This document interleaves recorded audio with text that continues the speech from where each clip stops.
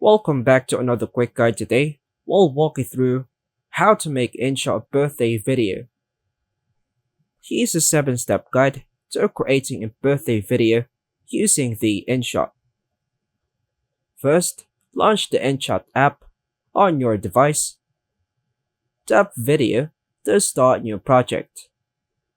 Choose photos or videos from your gallery that you want to include in the birthday video. Then hit the check button. Arrange clips in order. If you have other media files, drag and drop your media files in a timeline to arrange them in the desired sequence. On Music, tap the Music option and choose a track from Inshot's music library or your device's stored music. You can use the search icon to search for birthday song.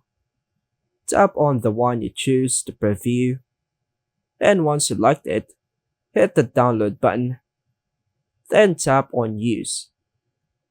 Sync the music with your video by trimming or adjusting the volume. Then once done adjusting the timing, hit the check mark. Add text and stickers. Use the text tool to include messages like Happy Birthday or a personalized note.